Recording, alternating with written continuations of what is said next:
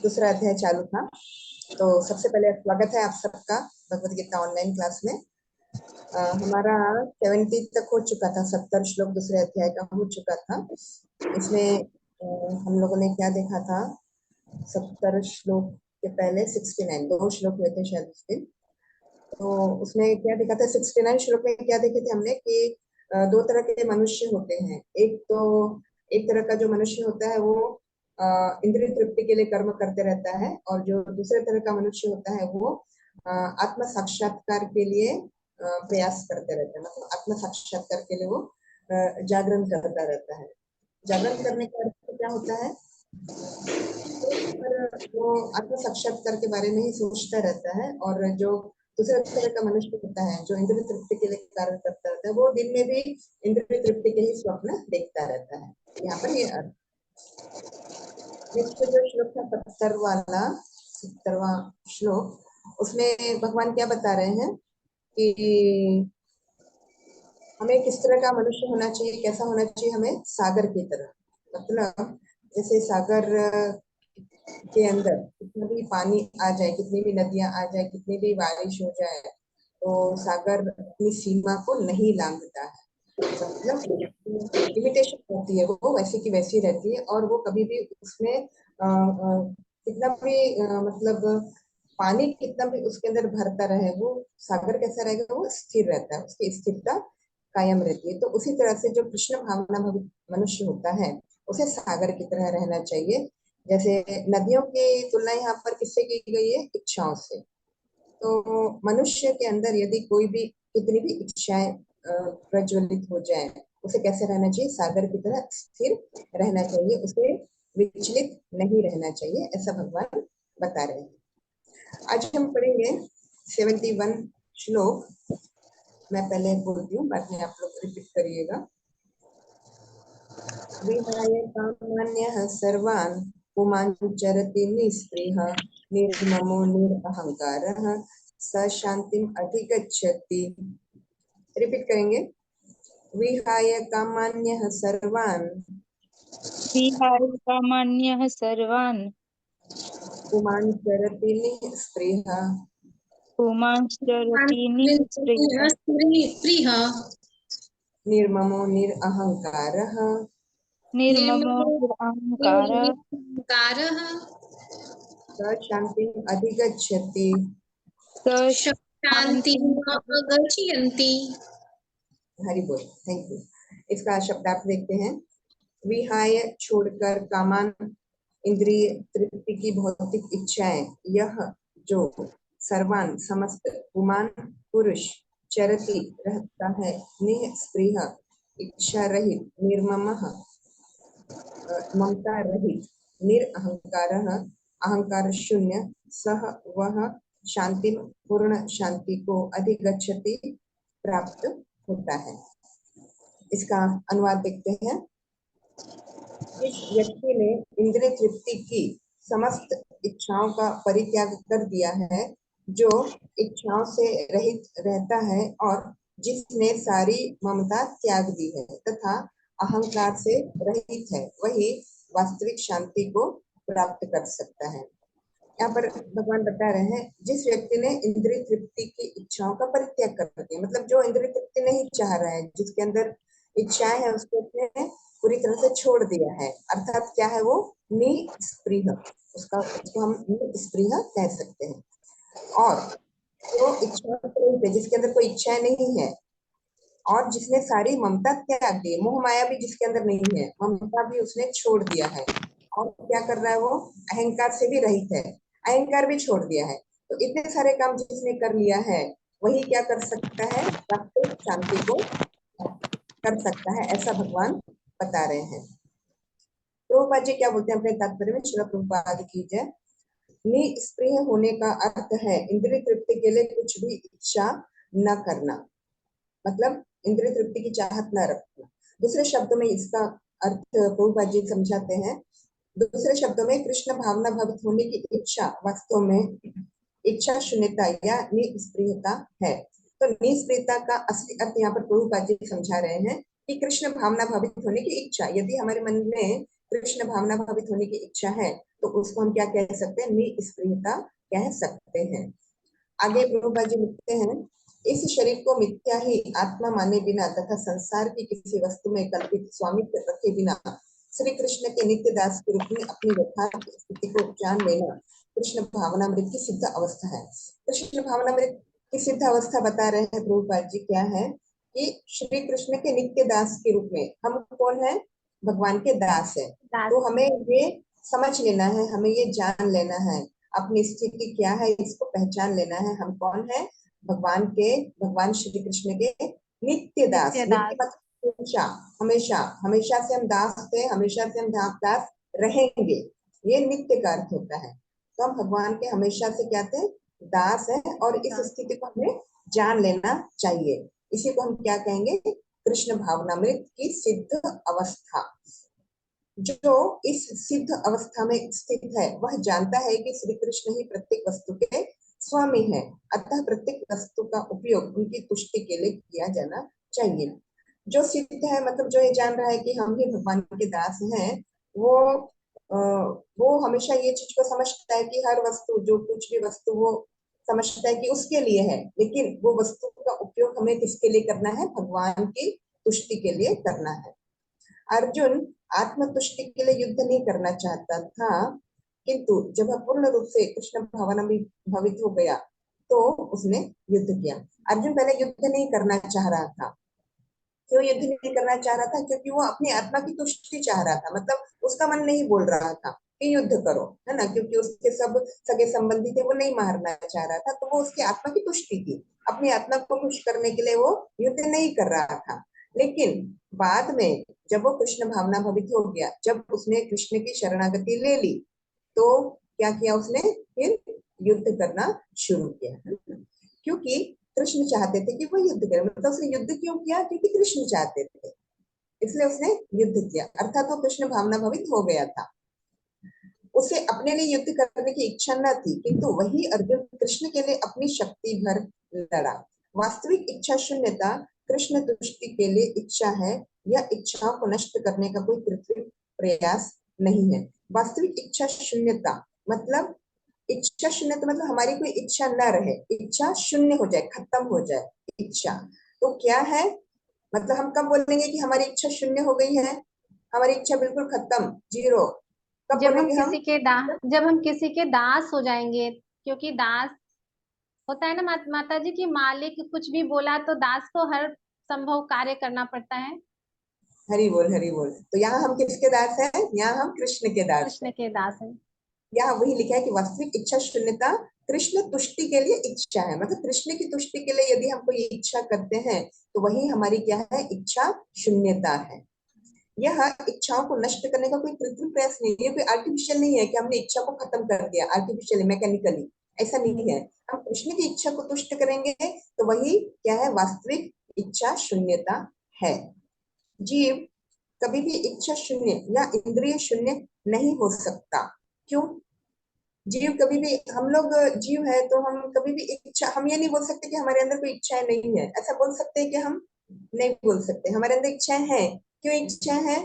क्योंकि हमारे जो सोल है, आत्मा है, उसके ऊपर क्या है, सूक्ष्म शरीर है, और उस सूक्ष्म शरीर किससे बना है, मन बुद्धि अहंकार, तीन चीजों से बना है। तो ये जो सूक्ष्म शरीर है इसके अंदर सारी इच्छाएं भरी है। तो जहाँ जीव है वहां पर इच्छाएं है ना। तो हम ये नहीं बोल सकते कि हम इच्छाएं हमारे अंदर नहीं है। किंतु आगे प्रभुपाद जी लिखते हैं, उसे अपनी इच्छाओं की गुणवत्ता बदलनी होती है। मतलब हमारी इच्छा तो है, लेकिन हमारी इच्छाओं की गुणवत्ता बदलना है, मतलब हमारी क्वालिटी बदलना है।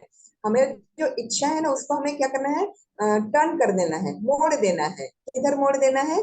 कृष्ण की इच्छा को पूरी करने के लिए हमें मोड़ देना है ना, टर्न कर देना है ना, साइड, उसको डायरेक्शन दे देना है। हमारी जो इच्छा है ना उसको डायरेक्शन दे देना है।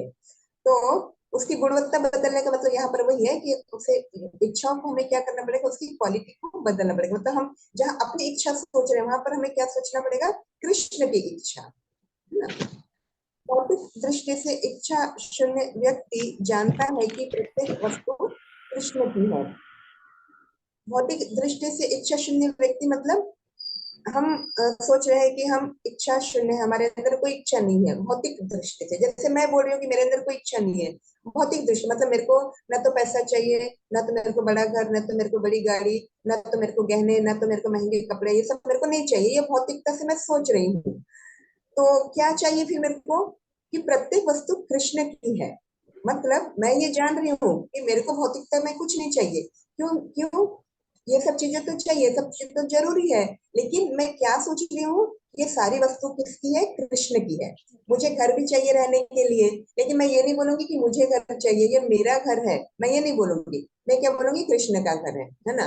मुझे कुछ और सामान चाहिए, कुछ और वस्तु चाहिए, कुछ पैसे चाहिए, तो ये सब मैं मेरा नहीं बोलूंगी, ये किसका है? ये सब कृष्ण का है। क्योंकि आगे यहाँ पर लिखते हैं प्रभुपाद जी कि प्रत्येक वस्तु कृष्ण की है। ईशावास्यमिदं सर्वम, ये ईशोपनिषद का श्लोक है। ईशावास्यमिदं सर्वम यत्किंच जगत्याम जगत तेन त्यक्तेन भुंजिता मा गृधा कस्य स्वेत धनम।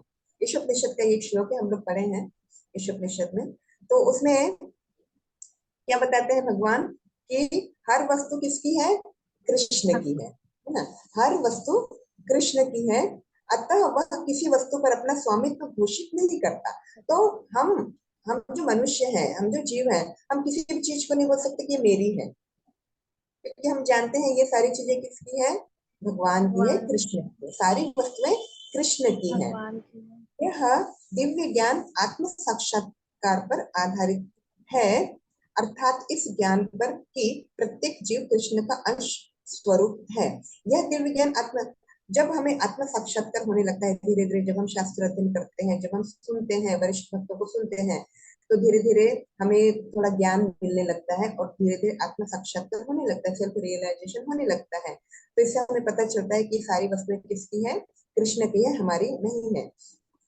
अर्थात इस ज्ञान पर कि प्रत्येक जीव कृष्ण का अंश स्वरूप है और जीव की शाश्वत स्थिति कभी न तो कृष्ण के तुल्य होती और ये सब हम ये ज्ञान कैसा है?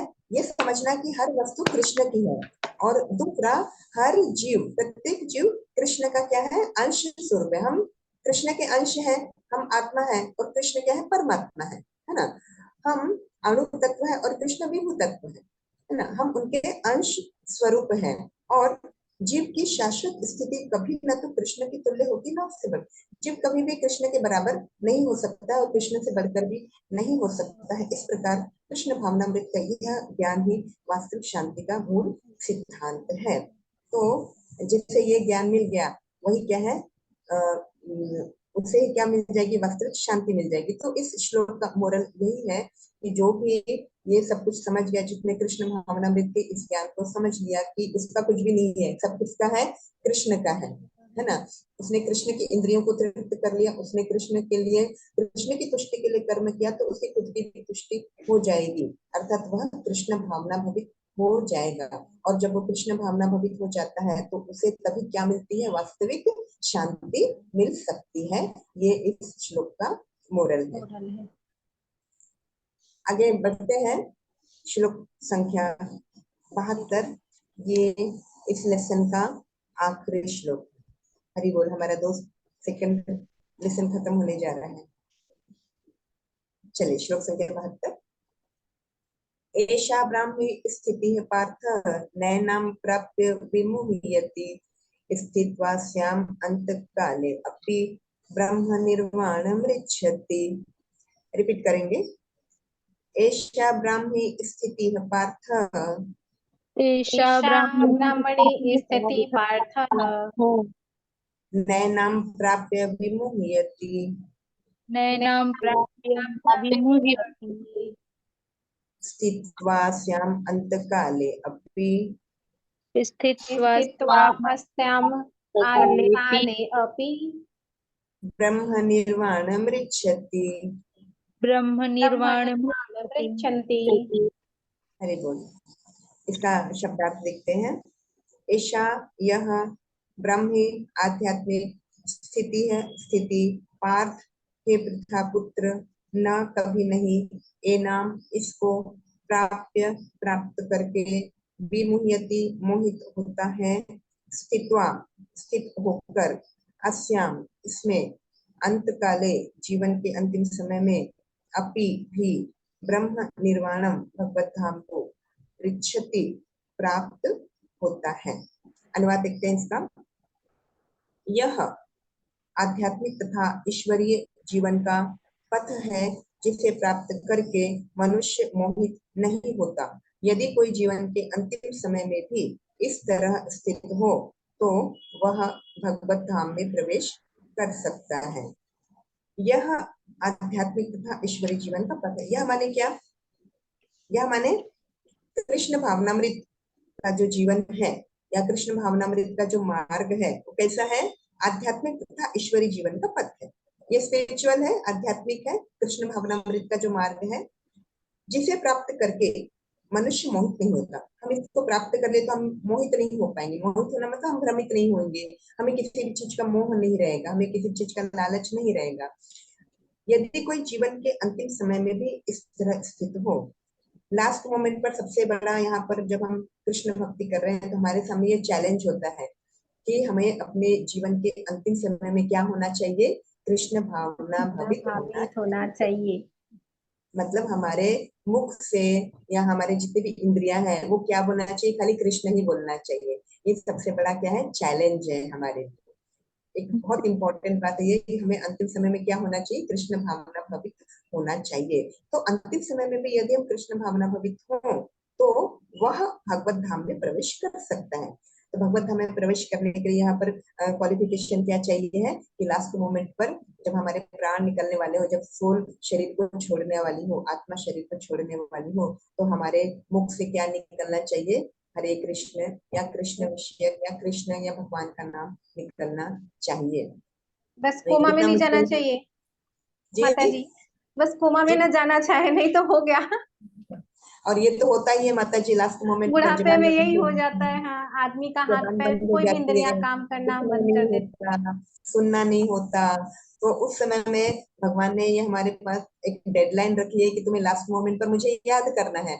अब ये तो बहुत मुश्किल होता है कि उस समय में हम कैसे याद रख पाएंगे भगवान को जब हमारी सारी इंद्रियां काम करना बंद कर देती है। तो माता जी तो इस कोई कोई तो ऐसे बोलते बोलते मतलब खत्म हो जाते, क्षण भर में खत्म हो जाते हैं, है हाँ ना? हाँ मतलब यही होता वैसी है। भी स्थिति होती है तो कैसे उस टाइम ऐसा ही कुछ करे भगवान की हम उनका बात करते करते खत्म हो भगवान जाए। करते हैं माता जी। हमने यदि जीवन भर भगवान की भक्ति की है तो भगवान उस लास्ट मोमेंट पर जब हमारी इंद्रियां काम करना बंद कर देती है तो लास्ट मोमेंट पर भगवान हमें शक्ति देते हैं या भगवान खुद हमारे लिए ऐसे कुछ प्रोविजन करते हैं कि लास्ट मोमेंट पर हमें भगवान का ध्यान आ जाता है और भगवान हमारे लिए कुछ ऐसा कुछ कर देते हैं कि विष्णु दूत भेज देते हैं। क्योंकि भगवान देखते हैं कि हमने लास्ट हमने पूरे जीवन भर भगवान की आराधना की है, भगवान की भक्ति की है, तो भगवान जरूर हम भक्तों का ध्यान रखते हैं उस समय में। ऐसा मैंने कहीं पढ़ा हरे है। हरे कृष्ण माता जी। माता जी माता जी हरे कृष्ण। माता जी अपने गले में तो कंठी माला रहती है माता जी। जी कंठी माला रहती है तो कोई यम के यम यम के दूत नहीं आएंगे ना माता जी। जी, बिल्कुल ये तो बिल्कुल सही विष्णु बात है। भगवान कंठी के माला दूत है और अगर हमने जीवन भर पालन किया है कंठी माला का, है ना, 4 नियमों हाँ का पालन किया है तो यमदूत बिल्कुल हमारे हाँ पास नहीं आएंगे, विष्णु हाँ दूत ही माता जी। आएंगे हमें देने के लिए। ये तो सच हाँ है। और हमने तो जीवन भर कंठी हाँ माला भगवान की होके भक्ति की है। हमें वैसा रहना भी पड़ेगा ना माता जी। जी जी जी तब हमारा बिल्कुल बिल्कुल कंठी हमें माला भी पालन भी करना पड़ेगा माता जी, वैसे हमें पालन हाँ भी माता करना जी पड़ेगा। तो पालन भी करना पड़ेगा।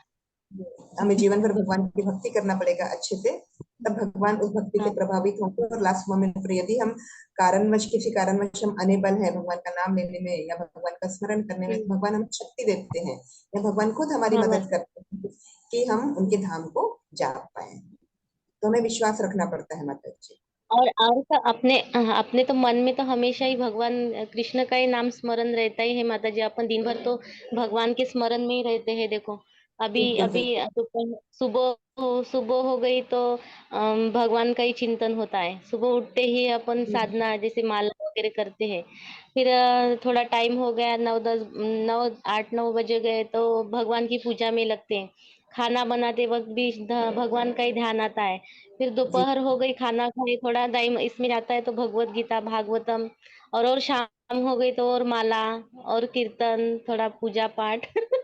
और माता जी फिर हम रात हो ज्यादा गई तो करेंगे ना, तभी बाजू में माया देवी जी बैठी है ना, फिर पकड़ के हमें खींचेंगी। जी जी ज्यादा वो तो करेंगे। है आता हमें है। इसलिए हमें 24 हाँ घंटे माता कृष्ण का स्मरण करना चाहिए। बहुत अच्छी बात है माता जी कि हम और दिन भर पूरे हम समय घर को में कृष्ण रहते में हैं तो अपन बिताते हैं। घर जी में रहते हैं तो इतना ध्यान दे पाते हैं माता जी, लेकिन बाहर कहाँ गए तो अपना मन ही भटक जाता है माता जी भी, हाँ, तो ऐसा भी हमें होता है। ध्यान रखना है माता जी, हम अपने समय को कहाँ हाँ लगाए ये हमें तय करना है ना। हाँ जी जी माता जी, थैंक यू माता जी। आगे बढ़ते हैं। तो जी। हाँ, जीवन के अंतिम समय में भी यदि हम कृष्ण भावना भवित हो तो हमारी एंट्री कहाँ हो सकती है? भगवत धाम में हम प्रवेश कर सकते हैं। आगे प्रभुपाद जी इसको और अच्छे से स्पष्ट करते हैं। श्री प्रभुपाद की जय। क्या बोलते प्रभुपाद जी? मनुष्य कृष्ण भावनामृत या दिव्य जीवन को एक क्षण में प्राप्त कर सकता है और हो सकता है कि उसे लाखों जन्मों के बाद भी प्राप्त न हो। अब देखिए, कृष्ण भावनामृत को हम एक क्षण में कैसे प्राप्त कर सकते हैं? यदि हमारे पूर्व जन्मों की सुकृति होगी, है ना, हमने कई कई जन्मों तक भगवान की भक्ति की होगी पूर्व जन्मों में, तो हमको इस जन्म में बिल्कुल कुछ ही समय में हमको कृष्ण भावनामृत मिल सकता है। कुछ ही समय की बात है, नहीं तो फिर हमको लाखों जन्म लेना पड़ता है ना, ये भी हो सकता है। यह तो सत्य को समझने और स्वीकार करने की बात है। खटवांग यहाँ पर प्रभुपाद जी उदाहरण देते खटवांग महाराज का। खटवांग महाराज ने अपने मृत्यु के कुछ मिनट पूर्व कृष्ण के अंगत होकर ऐसी जीवन अवस्था प्राप्त कर ली। ये खटवांग महाराज भगवान राम के पूर्वज थे, है ना, सूर्यवंशी थे, भगवान राम के पूर्वज थे वो, और बहुत अच्छे राजा थे, धर्मपरायण राजा थे, सत्यवादी राजा थे। और उन्होंने एक संग्राम हुआ, देवासुर संग्राम, उसमें शायद मदद की थी, देवताओं की भी मदद की थी। और उन्होंने वो राजस्थान के थे, तो वहां पर उन्होंने एक खाटू नामक गांव की उन्होंने स्थापना की थी, खाटू गांव। तो और उस गांव में आप लोगों ने खाटू श्याम नाम सुना है क्या? खाटू श्याम जी हाँ जी माता नाम सुना है? जी। हाँ, तो ये तो उनके जो माता जी ये तो अपने कुरुक्षेत्र में भी उनका ये हुआ था ना माता जी। बर्बरिक हाँ हाँ बर्बरिक थे ना, बर्बरिक। हाँ हाँ, हाँ वही बर बर्बरी, हाँ हाँ हाँ हाँ हाँ। उनका तो सिर काटा था उनके वही खाटू गांव में ही उनका मंदिर बना था माता जी, खाटू गांव में ही मंदिर हाँ बना था, खाटू श्याम जी का हाँ मंदिर वहीं पर बना था। तो ये खटवांग महाराज के बारे में बता रहे हैं प्रभुपाद जी कि वो अपनी मृत्यु के कुछ मिनट पूर्व ही उन्होंने, मतलब उनको ज्यादा समय नहीं लगा था, कुछ मिनट पूर्व ही उन्होंने कृष्ण भावनामृत की अवस्था प्राप्त कर ली थी, मतलब शरणागत हो गए थे। और देखिए, जैसे हम लोग बोलते रहते हैं ना कि मृत्यु के समय हमें कृष्ण का ध्यान आना चाहिए, हम लोग पूरा जीवन भर प्रयास करते रहते, लेकिन यहाँ पर जो खटवांग महाराज थे उनको इतना कुछ करने की जरूरत नहीं पड़ी। उनको अपनी मृत्यु के कुछ मिनट पूर्व ही वो शरणागति हो गए और उनको वैसी अवस्था मिल गई थी जो कि हमको लाखों करोड़ों जन्मों के बाद भी लोगों को नहीं मिलती है, ऐसा प्रभुपाद जी यहाँ पर बता रहे हैं। आगे प्रभुपाद जी लिखते हैं कि निर्वाण का अर्थ क्या है। यहाँ पर श्लोक में देखिए एक जगह निर्वाण है, ब्रह्म निर्वाण। तो निर्वाण का अर्थ यहाँ पर बता रहे हैं कि भौतिकतावादी जीवन शैली का अंत। भौतिकतावादी जीवन शैली मतलब हमारा जो रहन सहन है, आज हमें हर चीज के लिए थोड़ा ऐशो आराम की जिंदगी की आदत पड़ गई है ना, कूलर चाहिए, फ्रिज चाहिए, ये वो सब हमें चाहिए, तो जो हमारा जीने का जो तरीका है उस जीवन शैली का अंत। अब उसका अंत के बाद में आगे बताते हैं प्रभुपाद जी की बौद्ध दर्शन के अनुसार भौतिक जीवन के पूरा होने पर केवल शून्य शेष रहता है। बौद्ध दर्शन मतलब शून्यवाद, है ना, ऐसा ऐसा करते हैं ना, शून्यवाद, बौद्ध दर्शन वाले शून्यवाद, मतलब उनके हिसाब से भगवान क्या है?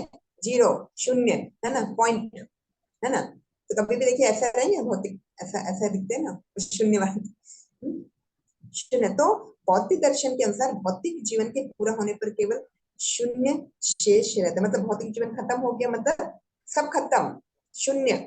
भौतिक जीवन खत्म मतलब सब कुछ खत्म। लेकिन भगवत गीता में क्या बताते हैं भगवान? भगवत गीता के अनुसार क्या होता है कि वास्तविक जीवन का शुभारंभ भौतिक जीवन के पूरा होने पर ही होता है। मतलब भौतिक जीवन खत्म हो गया तो कौन सा जीवन शुरू होता है? हमारा आध्यात्मिक जीवन, आध्यात्मिक जीवन। है ना। ये भगवत गीता हमें बताता है। आगे लिखते हैं प्रभुपाद जी, स्थूल भौतिकतावादी के लिए यह जानना पर्याप्त होगा कि इस भौतिक जीवन का अंत निश्चित है। अभी स्थूल भौतिकतावादी मतलब हम लोग भौतिकतावादी हैं, तो हमारे लिए क्या सफिशिएंट है कि हमारा जो शरीर है वो नश्वर है ना, ये शरीर का अंत तो निश्चित है। किंतु आगे लिखते हैं प्रभुपाद जी की आध्यात्मिक दृष्टि से उन्नत व्यक्तियों के लिए इस जीवन के बाद अन्य जीवन प्रारंभ होता है। लेकिन जब हम थोड़ा बहुत स्पिरिचुअल में आ जाते हैं, आगे बढ़ते हैं, तो हमें पता है कि इसके बाद हमारा दूसरा नया जीवन शुरू होता है, हमारी दूसरी नई स्पिरिचुअल लाइफ चालू हो जाती है। इस जीवन का अंत होने के पूर्व यदि कोई कृष्ण भावना भवित हो जाए तो उसे तुरंत ब्रह्म निर्वाण अवस्था प्राप्त हो जाती है। यदि हम हमारी मृत्यु के पहले ही हमने कृष्ण भावना भवित अवस्था प्राप्त कर ली है ना, पूरा समय हम कृष्ण की भक्ति में लीन रहते हैं और हम कृष्ण भावना भवित हो जाते हैं मृत्यु के पूर्व, तो हमें क्या मिल जाता है? भगवत धाम, मतलब ब्रह्म निर्वाण अर्थात भगवत धाम की प्राप्ति हमें हो जाती है। भगवत धाम तथा भगवत भक्ति के बीच में कोई अंतर नहीं है, बता रहे प्रभुपाद जी। अतः भगवान की दिव्य प्रेमा भक्ति में व्यस्त रहने का अर्थ है भगवत धाम को प्राप्त करना। मतलब यहाँ पर डेफिनेशन बता रहे हैं प्रभुपाद जी कि भगवान की दिव्य प्रेमा भक्ति में हम लगे हैं दिन रात, तो उसी से हमको क्या मिल जाएगा? भगवत धाम की प्राप्ति हो जाएगी। आगे बता रहे हैं, भौतिक जगत में इंद्रिय तृप्ति विषय कार्य होते हैं और आध्यात्मिक जगत में कृष्ण भावनामृत विषय। हम लोग क्या करते हैं? भौतिक जगत में इंद्रिय तृप्ति करते रहते हैं, लेकिन जब हम थोड़ा स्पिरिचुअल हो जाते हैं तो हम क्या करते हैं? थोड़ा बहुत कृष्ण भावना पे कार्य करते रहते हैं ना, जप करना, शास्त्र अध्ययन करना, थोड़ा बहुत हम लोग कार्य करते रहते हैं। इसी जीवन में ही कृष्ण भावनामृत की प्राप्ति तत्काल ब्रह्म प्राप्ति जैसी है, और जो कृष्ण भावनामृत में स्थित होता है वह निश्चित रूप से पहले ही भगवत धाम में प्रवेश कर चुका होता है। अभी हम इस जीवन में जैसे हमें कृष्ण भावनामृत मिल जाता है तो वो कैसा हो जाएगा? तत्काल ब्रह्म प्राप्ति, मतलब भगवत धाम की प्राप्ति जैसा हो जाएगा। और हम लोग यदि स्थित है कृष्ण भावनामृत में, लगातार हम लगे हुए हैं, कई सालों से हम लगे हुए हैं, कृष्ण भावनामृत कार्य कर रहे हैं, तो वो कैसा है कि निश्चित रूप से पहले ही भगवत धाम है, मतलब हम पहले से ही भगवत धाम में हमारी एंट्री हो चुकी है, ऐसा हमें मानना चाहिए। तो जैसा पता है, मतलब हम जो ये काम कर रहे हैं, हम जो कृष्ण भावनामृत में आज स्थित हैं, कर रहे हैं थोड़ा बहुत, ये आज की हमारी सुकृति नहीं है, ये हमारे पूर्व जन्मों की सुकृति है ना। पूर्व जन्मों में जरूर हम कहीं ना कहीं किसी न किसी रूप में भक्ति से जुड़े हुए होंगे, तभी आज हम इस तरह से भक्ति विषय कार्य कर रहे हैं। तो हमारी एंट्री क्या हो चुकी है? भगवत धाम में हमारी एंट्री हो चुकी है, देखा जाए तो। बस वो क्या कहते हैं उसको, हमें क्या कहते हैं उसको, लीगली हमें प्रवेश मिलने का है, बट वैसे हमारी एंट्री हो चुकी है। हमारी भी हो चुकी है माता जी। जी जी माता जी, जो भी कृष्ण भावना में भवित कर्म कर रहे हैं उन सबकी एंट्री हो चुकी है। आगे लिखते प्रभुपाद जी, ब्रह्म और भौतिक पदार्थ एक दूसरे से सर्वथा विपरीत हैं। ब्रह्म माने ईश्वर, ब्रह्म माने ईश्वर है ना, और भौतिक पदार्थ माने नश्वर। नश्वर भौतिक पदार्थ जो है, जो भी हमारे को दिख रहा है यहाँ पे, बंगले, गाड़ी, जो भी दिख रहे हैं, इमारतें बड़ी बड़ी, ये सब क्या नश्वर है, कभी न कभी इसका अंत होना है ना। तो ब्रह्मा मतलब ईश्वर है और भौतिक पदार्थ मतलब नश्वर, ये दोनों एक दूसरे की विपरीत है, अपोजिट है दोनों, ठीक है। एक बिल्कुल आदि है, मतलब जिसका कभी कोई अंत नहीं होने वाला है, और एक जो है जिसका हमेशा, मतलब वो परमानेंट नहीं है। भौतिक पदार्थ कभी भी परमानेंट नहीं है, उसका हमेशा अंत होता है। अतः ब्रह्म स्थिति का अर्थ है भौतिक कार्यों के पद पर न होना। भगवत गीता में भगवत भक्ति को मुक्त अवस्था माना गया है। सगुणान संपितानि ब्रह्म भूयाय कल्पते, ये एक श्लोक है भगवत गीता का। तो ब्रह्म की स्थिति भौतिक बंधन से मुक्ति, जो ब्रह्म की स्थिति पर पहुंच गया है वो, उसका अर्थ वो कहाँ पहुंच गया? भौतिक बंधन से उसको मुक्ति मिल गई है। आगे यहाँ पर जो पैरा लिखा है इसको पढ़ लेते हैं। श्रील भक्ति विनोद ठाकुर ने भगवत गीता के इस तृतीय अध्याय को संपूर्ण ग्रंथ के प्रतिपाद्य विषय के रूप में संक्षिप्त किया है। भगवत गीता के प्रतिपाद्य है कर्म योग, ज्ञान योग तथा भक्ति योग। इस द्वितीय अध्याय में कर्म योग तथा ज्ञान योग की स्पष्ट व्याख्या हुई है एवं भक्ति योग की भी झांकी दे दी। ये सेकंड लेसन हमारा कंप्लीट हो गया है, गीता का सार कंप्लीट हो चुका है। अब हरि बोल माता जी। हरि बोल माता जी, आप सबके लिए हरि बोल।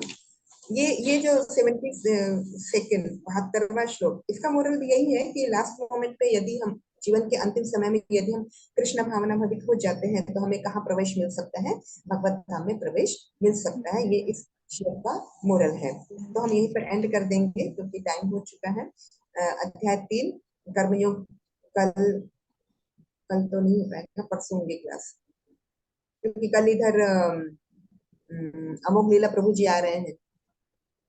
हाँ माता जी, मैं चंद्रपुर। फोन करने वाली थी, कुछ मैसेज नहीं आया ना, ग्रुप में जाएंगे सब लोग? अभी तो शायद मैसेज कुछ आया नहीं है, लेकिन आने वाले हैं, ऐसा सुनने में आया है। तो आने माता वाले जी, हैं। हाँ मैं फोन करती हूँ आपको बाद में। हाँ बिल्कुल माता जी, फोन करिए, क्योंकि शायद अगर सब लोग जाएंगे तो फिर कैसे, मतलब मुझे बता कैसे दीजिएगा क्या। माता जी, मुझे जल्दी निकल